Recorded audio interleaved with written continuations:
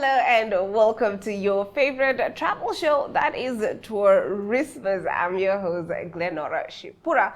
Of course, we have quite a show lined up for you, starting off with the news in the industry, swinging over to destinations that we recommend that you must visit, and of course, a trending topic within the Namibian borders or beyond, as usual. Now, before we get into the show, we do have an exciting Easter campaign that we are running. Easter is for family, not for rushing. This year, ShopRite and Checkers are making it an easy Easter. Before you hit the road, stock up on your travel snacks and essentials. Spend $180 Namibian or more at ShopRite or Checkers and enter the competition with the Synergy chatbot. The campaign runs from the 22nd of March to the 12th of April. Every day, 5 lucky winners will be drawn live from our ball draw, who stand the chance to win shopping vouchers, food hampers, or the grand prize of a 1-year shopping voucher valued at 2,500 Namibian dollars per month. That is 30,000 Namibian dollars for the year. Winners will be contacted after the spin to confirm their prices. Take it slow, stay alert, and let us handle the savings. ShopRite and Checkers, feeding the nation and keeping you safe. Spend easy, enter easy, win easy. And of course, terms and conditions do apply. We will be right back with your top stories on the other side of this.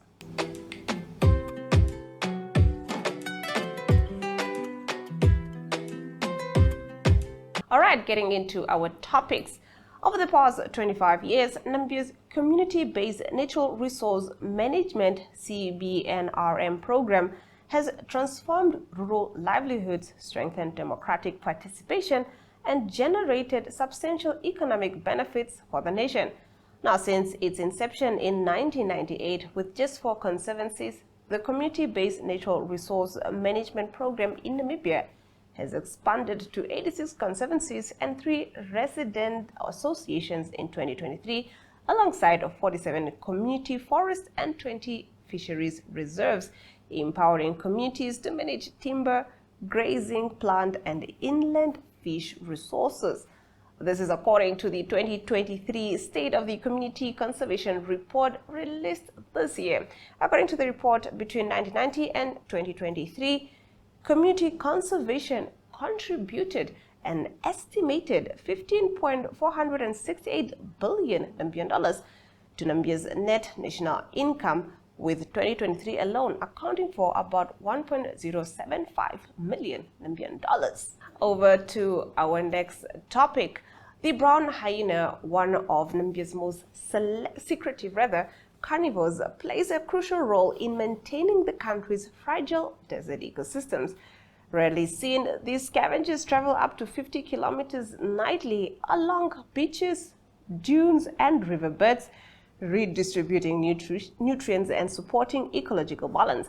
For decades, these species received little research or protection.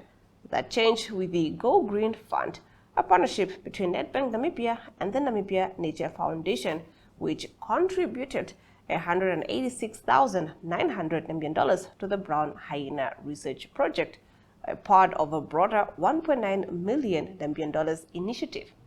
Between 2014 and 2018, the project undertook one of the most comprehensive studies of the species to date, using camera traps, GPS telemetry, citizen science, and non-invasive genetic sampling. Researchers tracked hyena movements, collected 178,000 camera images, and studied their behavior without disturbance. Marie Larmele, a side researcher, notes the project challenges fear-based myths, informs sustainable land use, and emphasizes that conservation cannot protect what it does not understand. Namibia's tourism sector recorded an overall occupancy rate of just over 32% in February, a figure that compares favorably with the same period last year but remains significantly below pre-pandemic levels recorded in 2019 and even 2020. This is according to the CEO of the Hospitality Association, Han, who said that February traditionally falls within Namibia's low tourism season. She said there is a notable decline in forward bookings for the months ahead, and tourism is anticipating a further decline in average occupancy compared to previous years. Pricing, world politics, air access, and visa limitations are cited as key reasons for the decline. All right, that concludes our topics. Do let us know in the comment sections on our social media pages what you guys make of these stories. Up next is Destinations.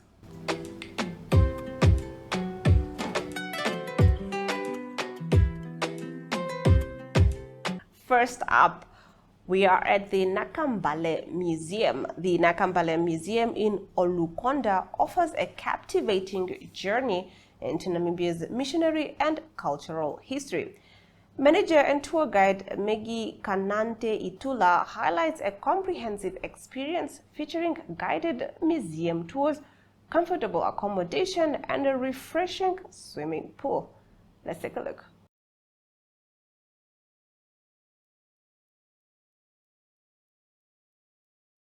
My name is Magdalena, in short Megi Kanante Itula. I'm a manager of Nakambale Museum. I'm also a tour guide. At Nakambale Museum, we have a historical site. We have a first church here in the north of Namibia that we call Nakambale Church, that built by the first Finnish missionaries in 1889. We used to receive many people from different areas. We have a local people, we have overseas people, those who are coming here to learn our culture, to learn our history, for the missionaries, for our church, also to stay overnight here, because we have accommodation that established in 2019, and then we are closed during the corona time of COVID-19, and then 2020 we earned more rooms. That's why today we have 20 rooms. We have a restaurant here. Our people can order their food here. They are coming here, even local. They are coming here for their dinner or lunch. They enjoy the food here. They are enjoying the pizza. Our pizza is the best pizza here in the northern part of Namibia. We do the tour, as I told you, the museum about the history. We have Oshiwambo traditional house where we are showing or we do some Ovambo activities to show to our tourists. And we, like afternoon, we took them because they used to come here to stay overnight or 2 nights. Afternoon, we are taking them through the village because we are in the middle, or let me say, our museum is in the middle of the village. We took them to visit some schools here at Olukonda. We are taking them also to visit some local shabin, where they are going to taste some Oshivambo traditional beer like Otombo, ginger, this schnapps is how you call it? Ombike. Yeah, Ombike. Yeah. And then after those, we come back to take a dinner, and then tomorrow at 8 o'clock they are leaving. And we have also a local school, those who used to come here to visit the museum, to learn about the history, to learn about their culture. Because if you want to know more about Ovambo people or about your church, about the first Finnish missionaries, those who came here long time ago, Nakambale Museum is the best museum where you can learn everything according to your your culture. In our next destination, we are at Sitatunga Camp, just outside Maun. The gateway to the Okavango Delta is Sitatunga Camp, a well-loved base for travelers heading into Moremi or returning from their Delta adventures. Manager Tom Madube tells us more. Good morning. My name is Tom Medupe. I'm originally from Muchudi. I came here 2018. Sitatunga Camp. It's been operating since 1982. So this campsite was designed in a way that it accommodates the backpackers, the overlanding tours, and self-drives and stuff like that. So we have 12 chalets. Normally, if clients are camping and they want to upgrade, they can have that accommodation. We also have 12 Meru tents. They all have ensuite, showers, toilet, 2 beds, and all twin rooms. All right, we have a private campsite, which there are 4 in total. It takes a maximum of 8 people per campsite. Then we have a public campsite, which they have a sharing ablution campsite. So in this campsite, we also have Wi-Fi. We have bar and restaurant. Anyone can pre-order by the restaurant and pay direct there, or you can organize paying through reception. Then we also do Mokoro tours at the Okavango Delta. The area is called Makoba Camp at NG35. So we normally take clients from here. They leave in the morning. They can either do a day trip at the Mokoro, or they do overnight, or they can do 2 nights Mokoro tour. We also offer mobile safaris. Uh, you can inquire about that. Then we can see it. It is participation tour. Then there's luxury tour and stuff like that. All right. What other activities can you do here? We have horse riding for 1 hour. We also have a Cessna plane fixed wing scenic flight for 45 minutes. Then we do a helicopter flight for 45 minutes as well. Then with that Mokoro, you can do a Mokoro day trip. Then you can fly from the Delta, or you can do those overnight activities at the Okavango Delta. So that's what we normally specialize on, Mokoro tours. And I saw there's like 2 swimming pools, a pool table, even darts, a playing ground, everything to keep somebody busy. Yeah, we normally cater for kids, because during this winter season, we get the Joza Juniors, and we got the kids from South Africa. When the school holidays are going on, they just came here for camping. So they normally, kids like playing around. We've got tennis balls, we've got volleyball court, we've got football, then we've got pool tables and playing cards and all sort of games for kids to keep them entertained while we're accommodated with us. So what would you say makes this place so special? Why do people prefer coming here? Most of our clients prefer coming here because we are a little bit outside town. So it's quiet, it's peaceful, there's no cars roaming around, there's no movement of people, and so that's what makes us unique. And price-wise, so we affordable in a way that anyone is comfortable with our prices. And tell me a little bit about the restaurant. There's also a restaurant on the premises? Yeah, we do have a restaurant. They serve a la carte menu. You can have breakfast, lunch, and dinner. So they open from 7 in the morning, and the last orders for food is at 8:30.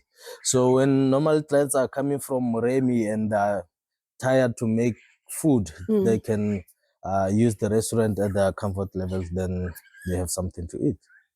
Thank you so much for speaking with us. Thank you very much. All right, that concludes our destinations, but do let us know if you plan to visit some of the destinations that we have recommended on the show. On the other side of the break, we are getting into our To The Point segment.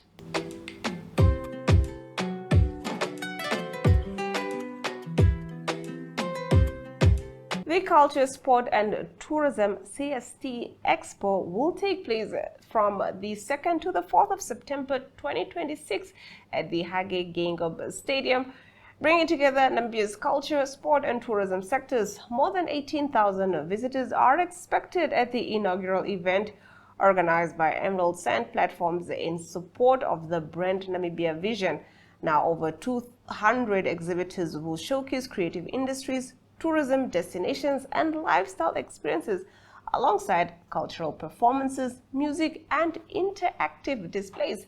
The program also includes 20 workshops led by industry experts, while the games sporting segment will feature more than 3,000 athletes competing across 10 sporting codes. Let's watch the video. Namibia is a land of movement, with waves that never stop reaching forward. Here, adventure is not something we search for. It is something we are born into.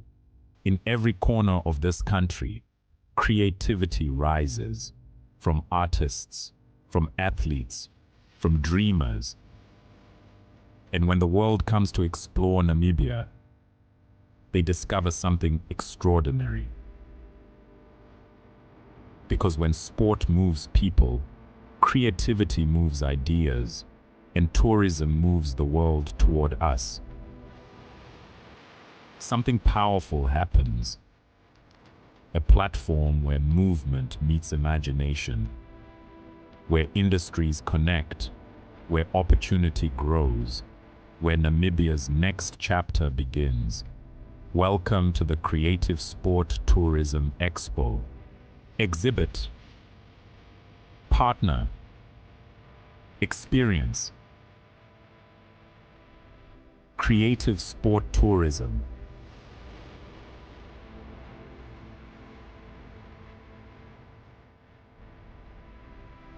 All right, Franz Heller, head of the Tourism Ministry's consultation delegation on the ongoing review of Namibia's national policy on tourism, says the aim is to align the sector with current realities and national development goals. Speaking during a consultation meeting in Swakopmund, he outlined the nationwide process to gather stakeholder input. Annette Kotting from the Erongo Regional Tourism Forum emphasized the importance of regional participation in shaping a relevant and inclusive policy.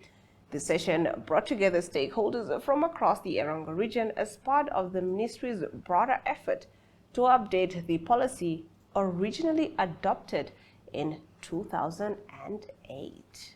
Frans, we are currently here a public consultation with the new national tourism policy.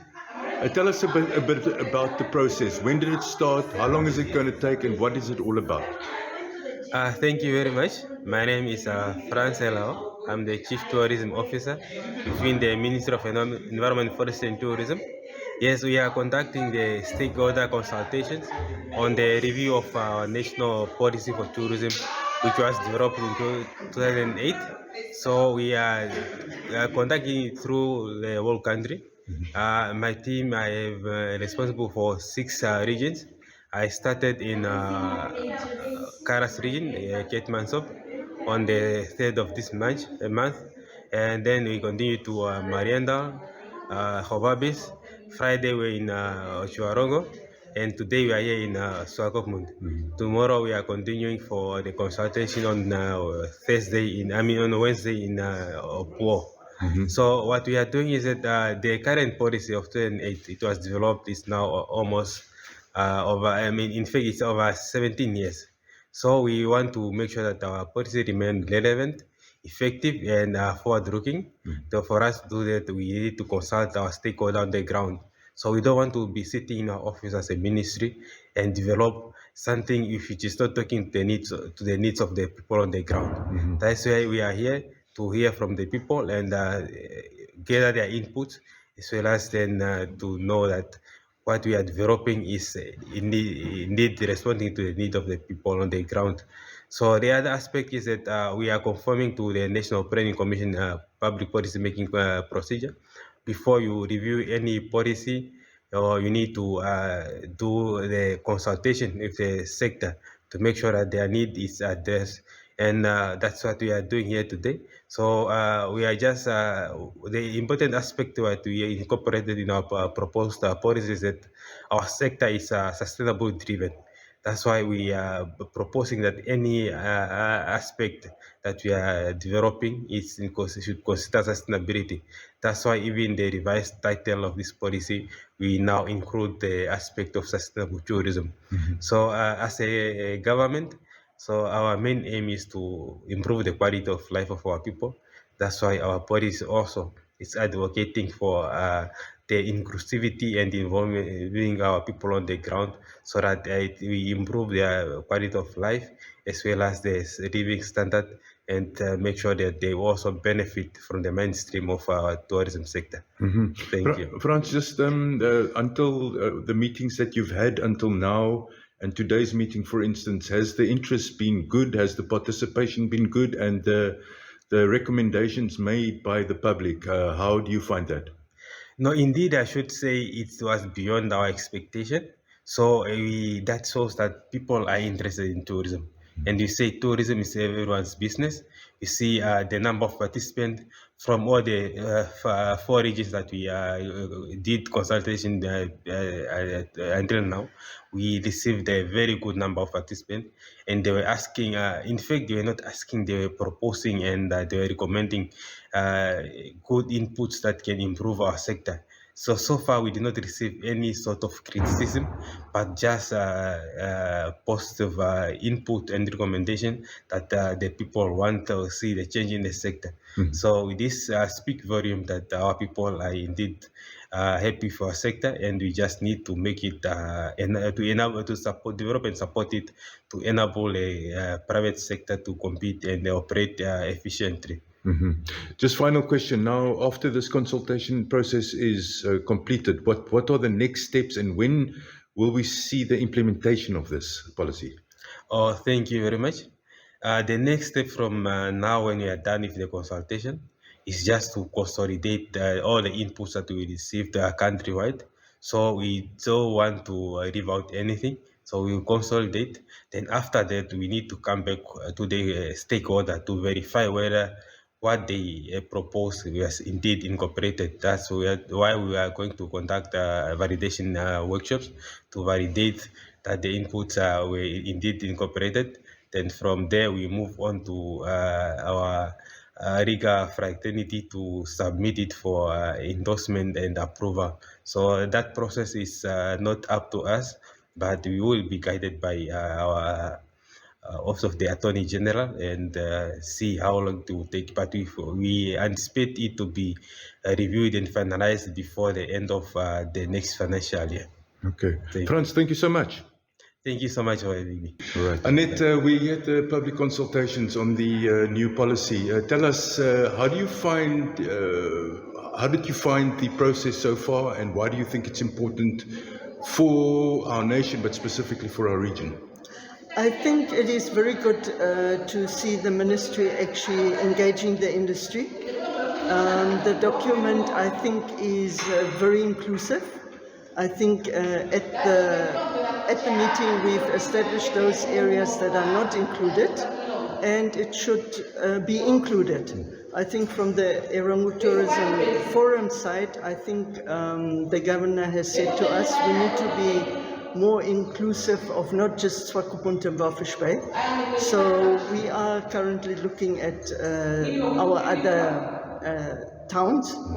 So I think it just gives a guideline as to what one should look at. I think if you look at, there's a lot of culture, heritage in our region. So we need to have a look how one can embrace all of that at the end of the day.